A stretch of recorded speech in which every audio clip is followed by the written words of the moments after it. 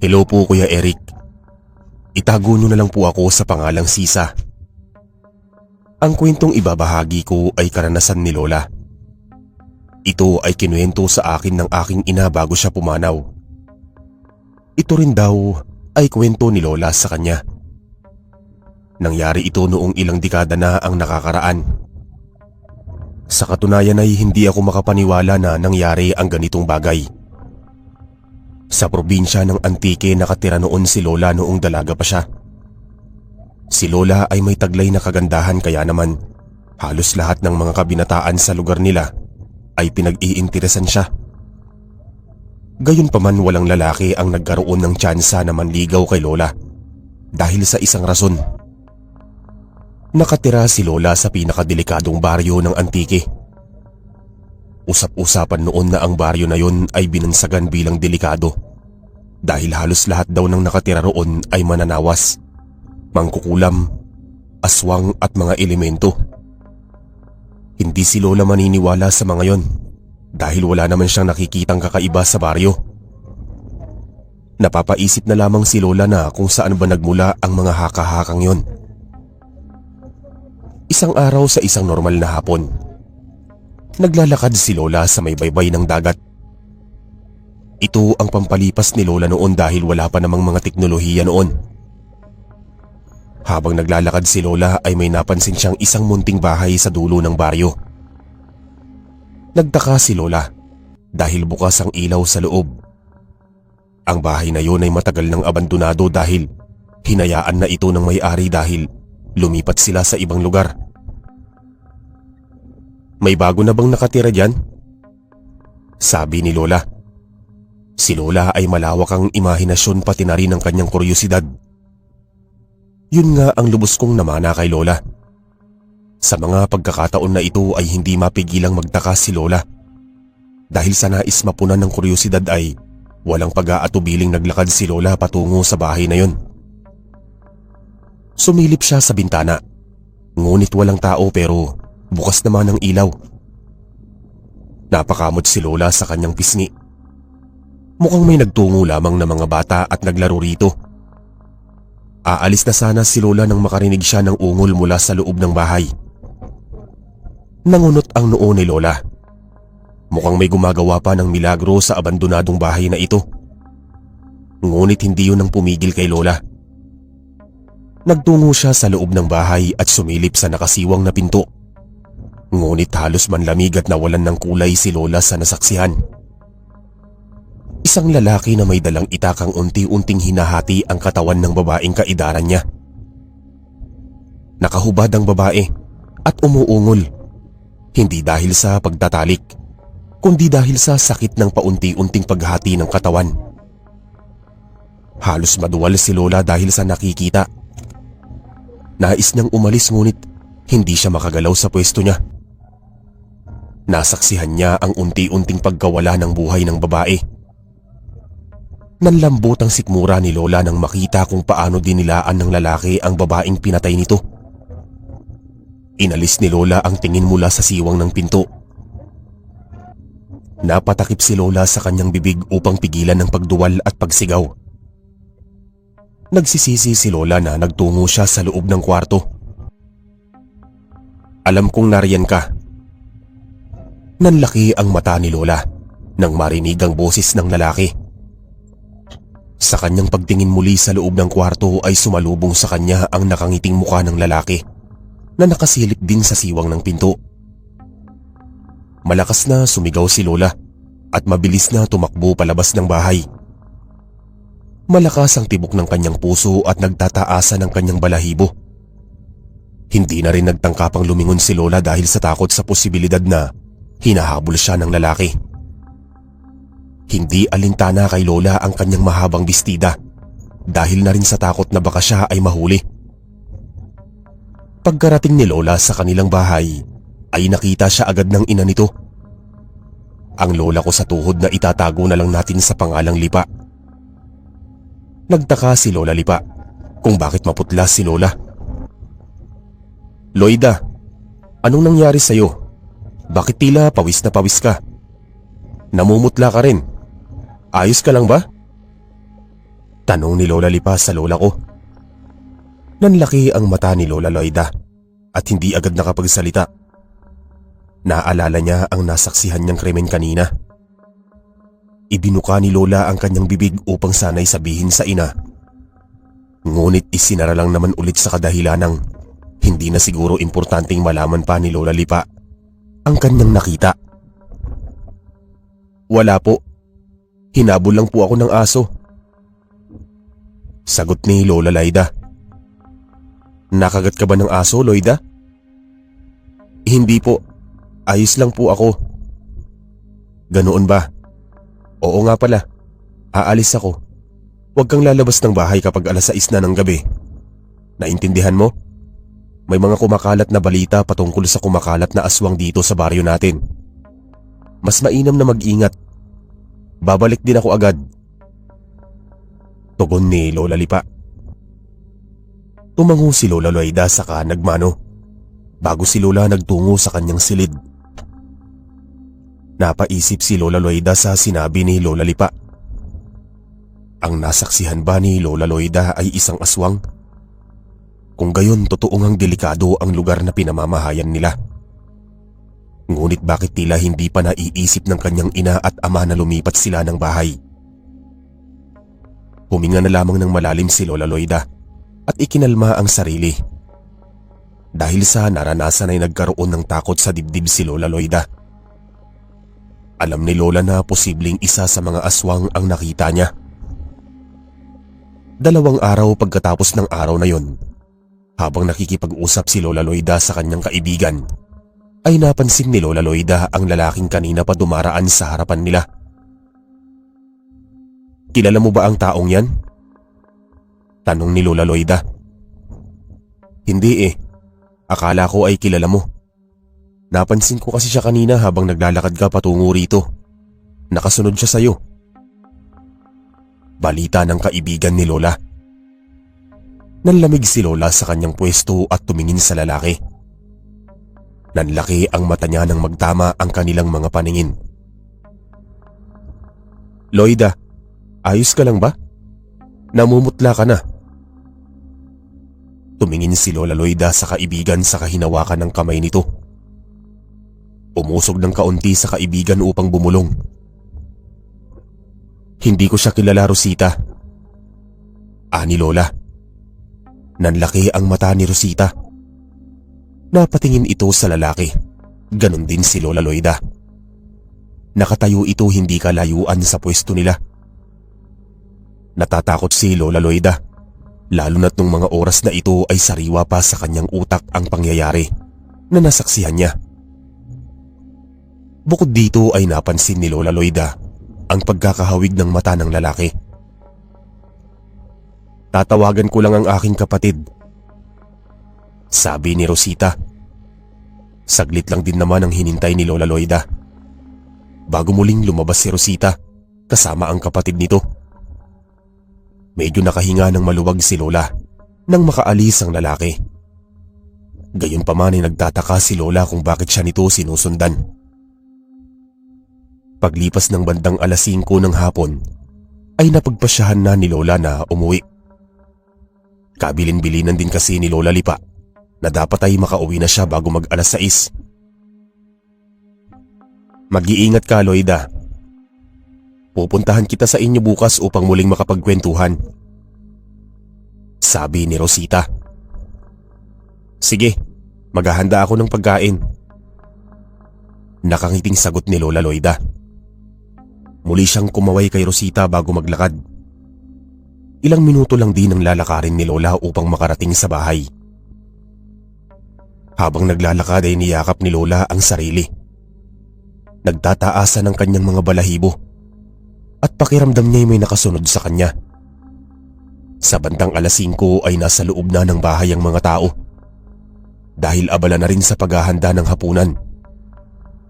Napahinto sa paglalakad si Lola Loida sa kalumingon sa likuran, ngunit wala naman siyang taong nakita. Pinagtataka rin ni Lola dahil magmula nung masaksihan niya ang bagay na yon ay kinabukasan pakiramdam niya'y May nakatingin at sumusunod sa kanya. Iniisip na lamang ni Lola na baka napapraning lamang siya. Dahil imposibleng makita siya ng lalaking sundan siya nito. Alam ni Lola Loida sa sarili na hindi nakita ng lalaki ang kanyang muka. Napahinto sa paglalakad si Lola Loida nang mapansin ang paglubog ng araw. Pinanood niya ang palubog na araw, ngunit sa gitna ng kanyang panunood ay may tumabi sa kanyang isang lalaki. Nahanap na kita, aking tagapagmana. Malamig ang boses ng lalaki at seryosong seryoso ito. Nanlaki ang mata ni Lola at nanigas sa kanyang pwesto. Hindi niya magawang lumingon dahil sa takot na baka sa kanyang paglingon ay sumalubong sa kanya ay isang patalim. Tumawa ng mahina ang lalaki. Halos hindi makahinga si Lola nung mga oras na yon. "Huwag kang mag-alala. Hindi pa kita sasaktan," sabi nito.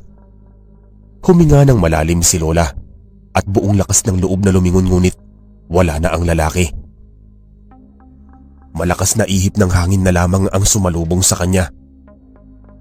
Napalunok si Lola at nagpatuloy na sa paglalakad pa uwi ng bahay. Nang makarating sa bahay ay napansin ni Lola ang figura ng isang lalaki na nakatago sa dilim. Nanliit ng mata ni Lola, ngunit nagimbal siya nang makita ang lalaking nakangiti sa kanya. Bumaba ang tingin ni Lola sa hawak nitong bata. "Wag!" sigaw ni Lola, ngunit pinutol ng lalaki ang ulo ng bata. Sa pangalawang pagkakataon ay nakasaksing muli ng pagpatay si Lola. "Loida?" tanong ni Lola Lipa na nagmamadaling lumabas ng bahay. Tuluyan nang naluha si Lola at napaluhod na ng tuluyan. Puno ng pangamba. Takot at konsensya ang nararamdaman ni Lola nung mga oras na yon. Nang muling tignan ni Lola ang lalaki ay wala na ito sa pwesto niya. Bagamat muling nakasaksi si Lola ng isang krimen, ay pinili niya pa ring manahimik. Isang gabi habang naglalakad si Lola Loida sa baybay ng dagat, kasama si Rosita, ay napag-usapan nila ang yumaong bata. Natagpuan daw itong patay sa likod ng abandonadong bahay, kasama ang patay na ulo. "Nagiging delikado na ang baryo natin. Natatakot na ako," sabi ni Rosita. Hindi makaimik si Lola. Nais niyang magsumbong sa ina, ngunit natatakot siya sa magiging kahinatnan. Alam ni Lola Loida na hindi tao ang makakalaban niya kung sakaling ipagpaalam niya ito sa otoridad. "Unti-unti na nga akong naniniwala sa mga binabansag sa atin ng mga tao mula sa labas ng baryong ito, Loida. Nakakatakot na baka maging biktima ako ng mga sinasabi nilang aswang na naninirahan sa lugar na ito." Lumingon si Lola Loida kay Rosita sa kahinawakan nito. "Hindi mangyayari yun, Rosita," sabi ni Lola kahit sa katunayan ay natatakot na rin siya. Nararamdaman ni Lola ang presensya ng lalaki na nanonood sa kanya.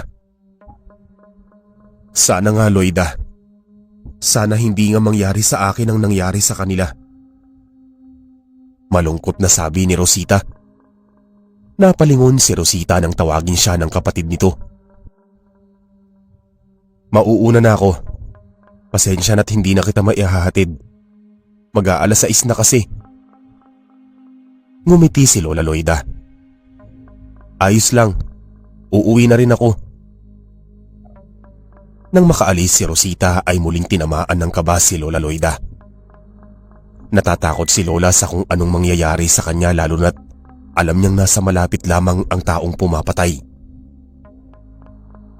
"Tigilan mo na ako, pakiusap."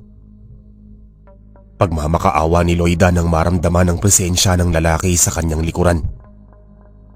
Naramdaman ni Loida ang paghinga ng lalaki na ikinatayo ng kanyang balahibo sa batok.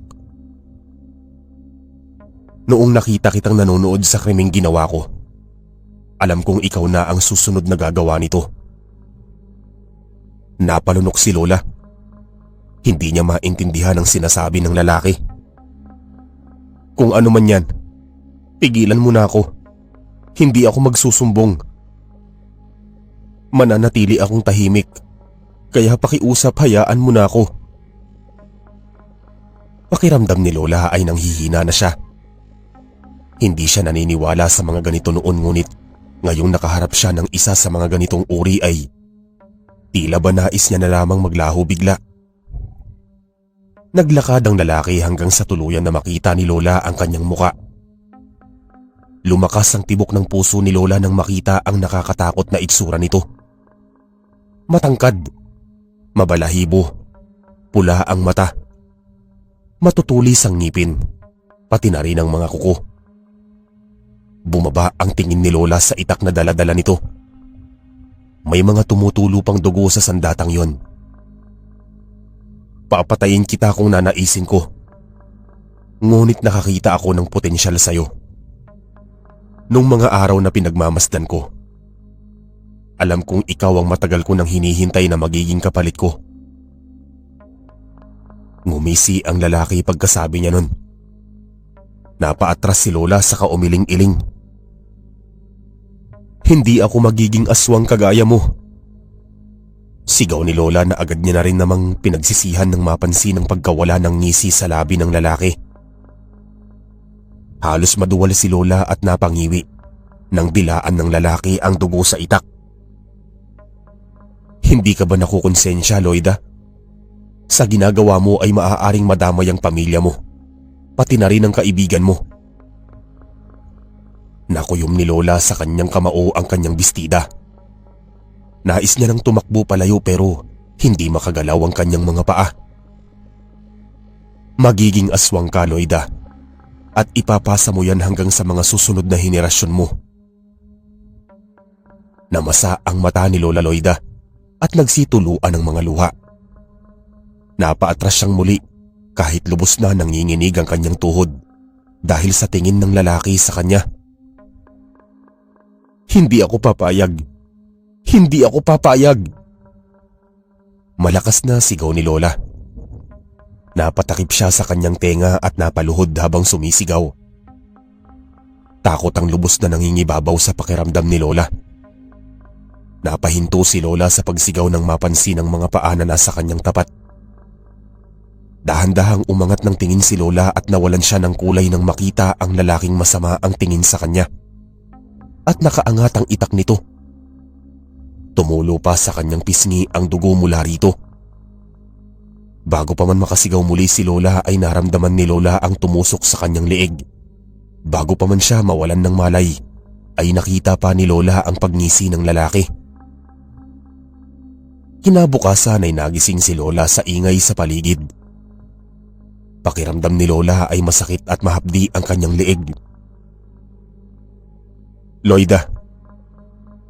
Minulat ni Lola ang kanyang mata.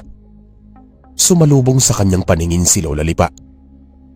Puno ng luha ang kanyang mata at bakas dito ang pag-aalala. Samantala ang mga tao naman na nakapaligid ay nagbubulungan. Bumangon si Lola mula sa pagkakahiga sa baybay ng dagat. Napangiwi si Lola nang humapdi ang kanyang leeg. Anong nangyayari? Tanong ni Lola. Lumingon si Lola kay Rosita na niyakap siya. Akala ko mawawalan na ako ng kaibigan. Nagsisisi akong iniwan kita rito. Patawarin mo ko. Umiiyak na sabi ni Rosita. Nangunot ang noo ni Lola Loida sa pagtataka, ngunit kalaunan ay nanumbalik sa isipan niya ang nangyari. Namutla si Lola Loida at agad hinanap ng kanyang mata ang lalaki, ngunit wala ito. Anak, tara na. Umuwi na tayo. Sabi ni Lola Lipa. Tinulungan ni Lola Lipa si Lola Loida na tumayo, habang pinapaalis naman ni Rosita ang mga taong nakikitingin sa pangyayari. Hindi nakalampas sa pandinig ni Lola Loida ang mga pinagsasasabi ng mga kababaihan na nakapaligid sa kanya. Kabilin-bilinan na walang mananatili sa labas ng lampas 6:00. Ang swerte niya na sapagkat hindi pa siya tuluyang pinatay. Kawawa naman siya. May malaking sugat sa liig na siyang magiging simbolo ng naranasan niya. Nakakatakot na talaga rito sa lugar natin. Kung hindi lamang sakop ng Gwardiya Sibil ang labas, ay baka lumipat na ako ng tirahan. Sadyang mas nakakamit ko ang kalayaan sa baryong ito kaya rito ako nananatili. Pareho ng delikado ang labas at loob nitong baryo. At mga sari-sari pang komento ang narinig ni Lola. Nanginginig ang kamay ni Lola at pilit na hinahagilap ang lalaki. Ngunit hindi niya maramdaman ang presensya nito. Natatakot siya dahil sa sinabi ng lalaki. Paano na lamang kung maging katulad nga siya ng lalaki? Paniguradong kamumuhian siya ng mga tao. At may posibilidad pang maipasa niya ito sa susunod niyang henerasyon. Pagpasok nila sa kanilang bahay ay pinaupo nila si Lola Loida sa isang kahoy na upuan. Yumuko si Lola Loida at sa isang iglap ay nagsituluan ng kanyang mga luha. Malakas ang tibok ng puso, dala ng takot at konsensya. Nais niyang magsumbong ngunit natatakot siya sa magiging sukli nito. Anak, anong nangyari sa'yo? Kagabi tinatawagan kita ngunit hindi ka sumasagot. Ang buong akala ko ay doon ka muna na natili kay Rosita, sapagkat nung mga oras na yun ay 6:00 na ng gabi. Ngunit kanina habang ako'y nag-aayos ng ating umagahan, ay tinawag ako ng ating kabaryo na natagpuan ka raw na walang malay. Bukod pa rito ay may malaking sugat ka na sa leeg. Humihikbi na sabi ni Lola Lipa. Umangat ng tingin si Lola Loida. Pilit niyang pinipigilan ng sarili na wag magsalita. Hindi ko po alam, Nay. Pagsisinungaling ni Lola Loida. Nanginginig ang kamay ni Lola. Tumayo si Lola at nadaanan ng kanyang mata ang bukana ng pinto. Halos hindi makahinga ng maayos si Lola nang makita ang lalaki na dumaan sa harap ng bahay nila. Nakangiti ito sa kanya na nagpataas ng kanyang balahibo. Anak, namumutla ka na naman. May kakaiba ka bang nararamdaman? Tanong ni Lola Lipa. Ngunit imbis na sumagot ay mabilis na nagtungo si Lola Loida sa kanyang silid. Pagpasok niya rito ay naupo si Lola sa kama at impit na sumigaw sa unan. Takot, galit, konsensya at pagkamuhi ang nararamdaman niya sa sarili. Napatingin si Lola Loida sa salamin sa kanyang silid. May malaki siyang sugat sa leeg at namumutla ito na tila ba wala ng dugo ang sugat niyang ito. Sinubukan itong hawakan ni Lola ngunit hindi niya na ituloy. Kinagat ba siya ng aswang? Sa isipang yun ay nanginig sa takot si Lola. Hindi niya masisikmurang maging aswang at pumatay ng tao. Ilang araw pagkatapos ng insidente, ay nanatiling nasa silid niya si Lola Loida. Hindi siya lumalabas ng kwarto maliban na lamang kung maliligo.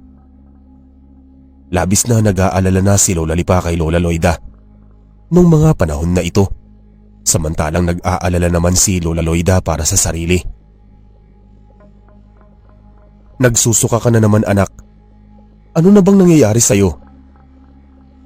Tanong ni Lola Lipa habang hinihimas ang likod ni Lola Loida na dumuduwal. Hindi naman maipaliwanag ni Lola Loida kung bakit ganoon ang nararamdaman niya. Parang may hinahalukay daw sa tiyan ni Lola na nagiging dahilan kung bakit siya sumusuka. Bukod dito ay naninibago si Lola Loida sa sarili. Madalas daw magalit si Lola Loida. Kilala si Lola Loida sa pagiging kalmado at mahinhin.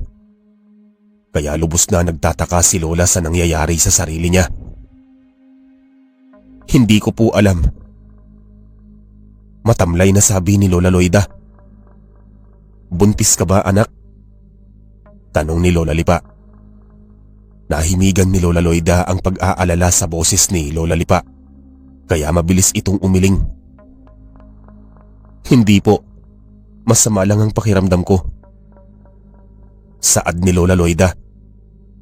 Hindi na nakasagot pa si Lola Lipa dahil nagtungo na si Lola Loida sa kwarto. Sa oras na ito ay hindi mapakali si Lola. Hindi niya nagugustuhan ang kakaibang nararamdaman niya magmula ng insidenteng yun. Napansin din ni Lola ang kanyang pamamayat dahil sa tila ba pagkawalan niya ng gana sa pagkain. May hinahanap siyang ibang pagkain at hindi matukoy ni Lola kung ano yun. Kinagabihan ay pinagmamasdan ni Lola ang kabilugan ng buwan habang nasa bintana. Bandang madaling araw na rin at hindi makatulog si Lola dahil sa gutom at init sa katawan niya. Sinubukan naman ni Lola na muling kumain ngunit tila ba ay tumatagos lamang sa kanyang tiyan ang kinakain niya. Napansin ni Lola ang isang figura ng lalaki na nagtatago sa dilim. Sa tulong ng liwanag ng buwan ay nangintabang hawak nitong palakol. Napatayo si Lola nang makilala kung sino ito. Ang lalaking punot dulo ng kanyang pagdudusa. Imbis na takot ay nakaramdam ng galit si Lola ng mga oras na ito. Walang pag-aatubili na lumabas si Lola ng kanyang silid at dumiretso sa labas ng bahay. Alam ni Lola na isang malaking paglalabag ng ginawa niyang paglabas sa ganitong oras. Lalo na't isa siyang babae. Pero wala nang pakialam si Lola dahil ang tanging nais ni Lola ay tanungin ang lalaki patungkol sa nangyayari sa kanya. Nang makalapit si Lola Loida ay napansin niya ang isang lalaki na walang malay at hawak ito ng lalaki. Nakaramdam bigla ng takot si Lola, hindi para sa sarili, kundi para sa lalaki. Alam kong gutom ka, kaya dinalhan kita ng pagkain. Nakangiting sabi ng lalaki kay Lola Loida. Napaatras si Lola sa katumawa. Hindi ako kakain ng tao, sigaw ni Lola. Napahawak si Lola sa kanyang tiyan nang makaramdam ng paggalam nito. Hindi maipaliwanag ni Lola kung bakit bigla siyang natakam sa nakikita niya. Naiintindihan ko na baguhan ka palang ngunit. Nanlaki at napasinghap si Lola Loida nang sa isang iglap ay wala ng ulo ang lalaking hawak ng aswang. Tumama ang dugo sa damit at mukha ni Lola Loida. Aswang ka! Sigaw ni Lola Loida nang bunutin ng lalaki ang mata ng biktima at sinubo ito. Tumawa ang lalaki sa kangumisi. Kumain ka na, binibini. Tugon niya kay Lola Loida. Nais tumanggi ni Lola Loida ngunit may humihila sa kanyang gawin ng utos ng lalaki. Nakapikit na kinuha ni Lola Loida ang dila ng biktima, saka isinubo ito. Nakapagtataka dahil nasarapan dito si Lola. At noong gabing yun, nagsimula ang unang biktima ng lola ko. Napagtanto rin ni Lola Loida na ang lalaking yun ay ang kapatid ni Rosita. Kinabukasan ay hindi mapakali si Lola Loida habang nakatingin sa sariling refleksyon sa salamin. Sariwa sa kanyang alaala ang masamang ginawa niya. Nagpadala siya ng gutom sa laman ng tao na siyang pinagtaka ni Lola Loida. Unti-unti na nga siyang nagiging aswang katulad ng lalaking yon. Loida, nasa labas si Rosita. Sabi ni Lola Lipa na sumilip sa kwarto. Tumingin si Lola Loida sa kanyang ina sa kangumiti at tumango. Inayos ni Lola Loida ang sarili bago lumabas ng silid. Naabutan ni Lola Loida si Rosita na humihikbi sa sala habang inaalo ni Lola Lipa. Tinamaan ng konsensya si Lola ngunit pinili niya pa ring manahimik dahil natatakot si Loida na baka ipahuli siya o mas malala pa ay may mangyaring masama sa kanya o kaya sa mga taong mahal niya. Wala na ang kapatid ko, Loida. Biktima na rin siya ng aswang. Natatakot na ako sa baryong ito, Loida. Humihikbi na sabi ni Rosita. Nanatiling tahimik si Lola. Naaawa siya sa sitwasyon ng kanyang matalik na kaibigan. Pakiramdam ni Lola ay isa siyang traidor sa kaibigan niya. Hindi ko matanggap na wala na ang kapatid ko. Namatay siya dahil sa mga aswang na gumagala sa baryo natin. Napayuko na lamang si Lola. Nais namang aminin kay Rosita ang lahat ngunit Hindi maaari. Isang malaking kasalanan ang ginawa ni Lola, ngunit hindi niya masisi ang sarili dahil biktima rin siya sa gulong pinasok ni Lola Loida. Pagdating ng gabi ay hinintay ni Lola Loida na makatulog muna si Lola Lipa bago lumabas ng bahay. Nasa harapan ng kanilang bahay ang lalaki at may dala-dala ulit itong matulis na palakol. "Nagugutom ka na naman, aking tagapagmana?" Natatawang sabi ng lalaki. Nakaramdam ng inis si Lola Loida. Hindi dahil sa sinabi nito kundi dahil sa walang dalang kahit anong tao ang lalaki. "Hindi nga ako nagkamaling piliin ka." Nakangising sabi ng lalaki. Inabot ng lalaki ang palakol kay Lola Loida. "Maghanap ka na ng makakain mo."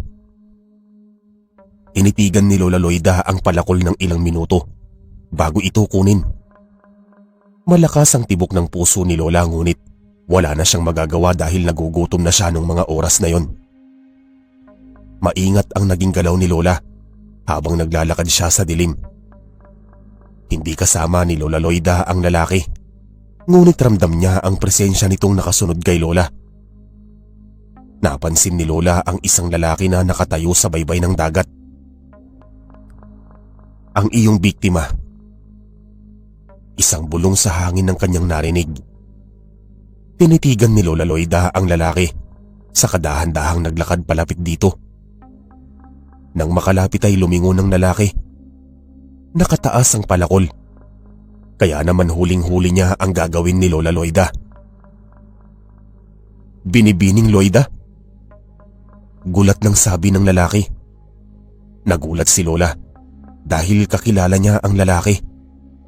Paniguradong malalaman ng buong baryo ang ginagawa niyang ito dahil sa pangamba. Bago pa man muling makapagsalita ang biktima, ay winasiwas ni Lola ang palakol sa bewang ng lalaki at sa isang iglap ay nalagutan ito ng hininga. Nakahinga ng maluwag si Lola. Nabitawan niya ang palakol na puno ng dugo bago lumuhod upang puna ng gutom sa laman ng tao. Gabi-gabi ay lumalabas si Lola Loida upang maghanap ng susunod na biktima. Bagamat nakakaramdam ng konsensya ay nanaig pa rin kay Lola ang pagnanais na pumatay at makakain ng laman. Madalang niya na rin kung naramdaman ang presensya ng lalaking punot dulo ng lahat ng pangyayari. "Babae raw ang aswang," sabi ng babaeng nadaanan ni Lola Loida at Rosita. Nakuha nito ang atensyon ni Lola, kaya naman lumapit siya sa mga babaeng nag-uusap-usap. "Totoo ba? Paano mo naman nasabi?" Sagot ng kasama nitong babae. "Nakita raw sa bintana ng isang kabaryo natin.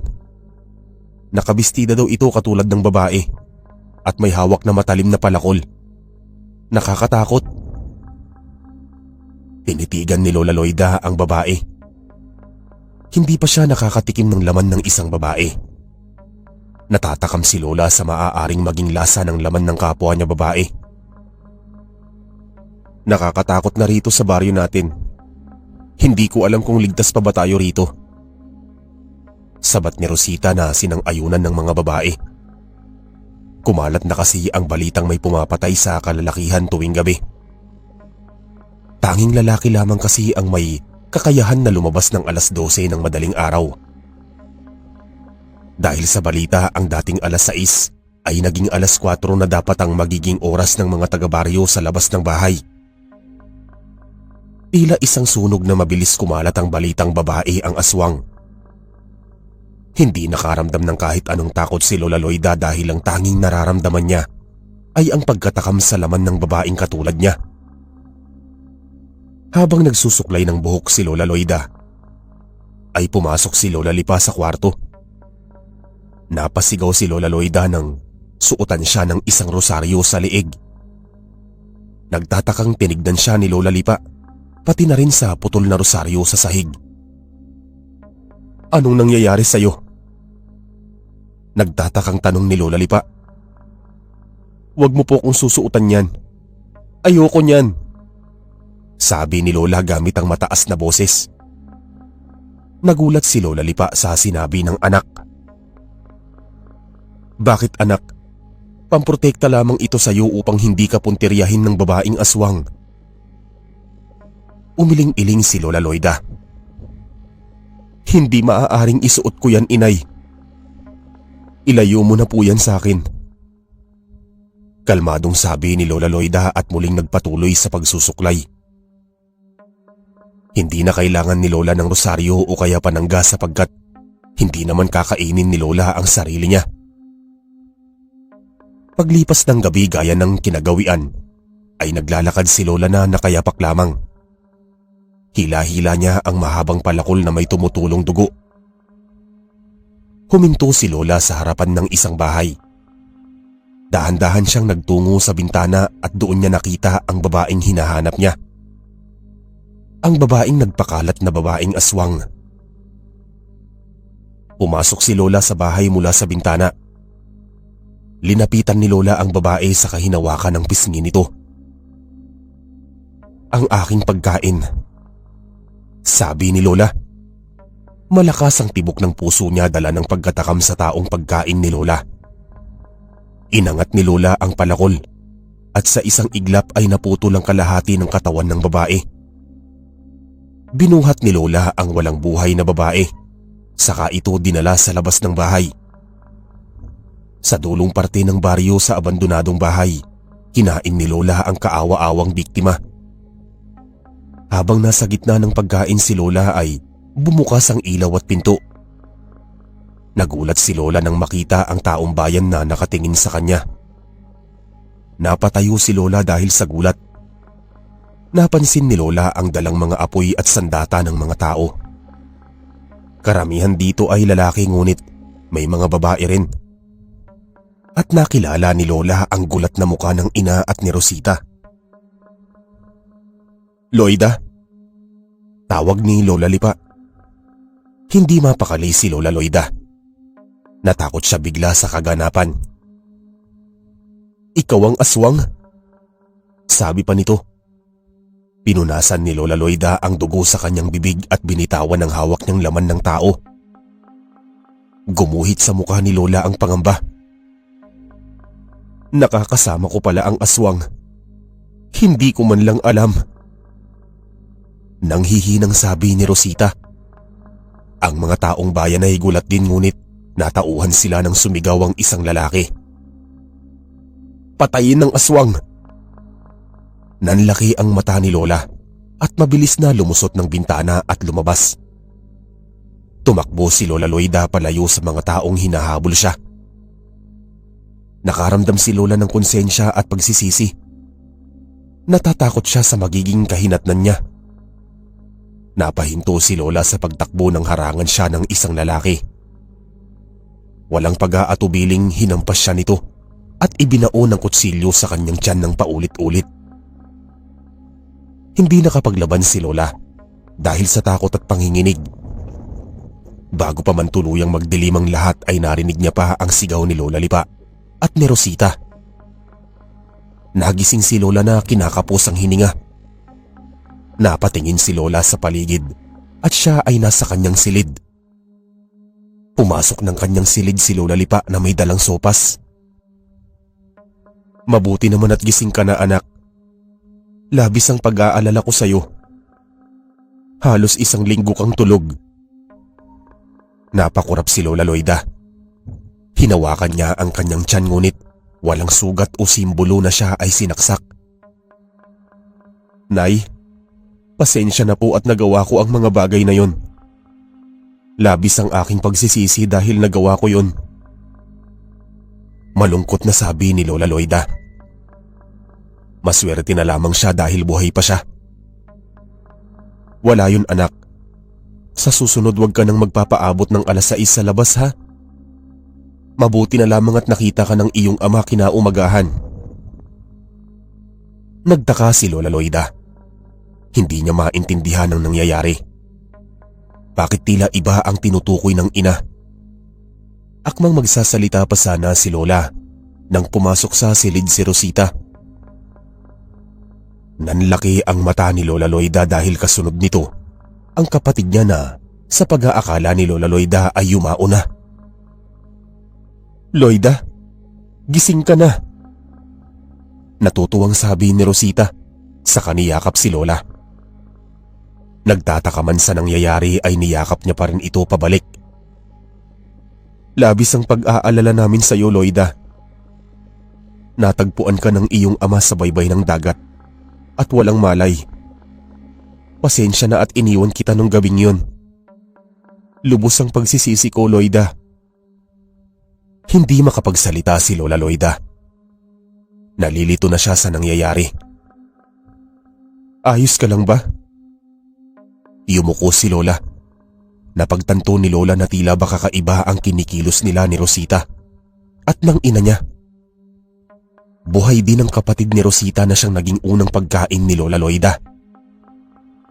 Kinuha ni Lola ang salamin ngunit wala siyang sugat sa liig.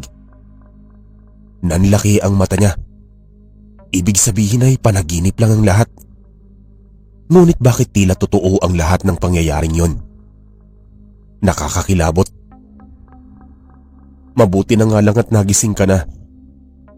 Binabalak na rin kasing umalis tayo sa delikadong baryo na ito. "Bakit?" Nagtatakang tanong ni Lola. "Sapagkat nanganganib tayo dahil may aswang na kumakalat tuwing gabi. At base sa kwento ay babae daw ito." Nanlamig si Lola sa narinig. Hindi niya na alam ang nangyayari sa paligid niya. Kinahaponan pagkatapos ng usapang yon, ay nakasilip si Lola Loida sa bintana. Naisip ni Lola ang mga naging panaginip niya na tila ba ay totoong nangyari. Napansin ni Lola ang isang figura ng lalaki na nagtatago sa dilim. Nanlaki ang mata ni Lola nang makilala ito. Ang lalaking aswang. Lumapit dito ang isang babae at hindi makapaniwala si Lola nang makita ang mukha nito. Walang iba kundi si Rosita. Hindi pa rin ako naniniwala na may ganyang pangyayari, Kuya Eric. Palaisipan pa rin sa akin ang ganap o panaginip na yon ni Lola. Base kay Lola, pagkatapos daw ng gabing yon ay umalis sila sa baryo nang hindi pinapaalam sa pamilya ni Rosita. Totoo nga ang kwentong pinakadelikadong lugar ang pinanggalingan nila. Magmula rin ng araw na yon ay iniwasan ni Lola Loida na alalahanin ang panaginip niya. Ngunit sadyang sariwa pa rin ito sa isipan ni Lola. Hanggang sa makapag-asawa, ipanganak si Mama, at sa huling hininga ng buhay ni Lola. Nais kong marinig ang magiging komento ng iyong mga followers, Kuya Eric. Dahil pati ako ay nais malaman kung ano nga ba talaga ang nangyaring yon kay Lola. Hello po, Kuya Eric. Itago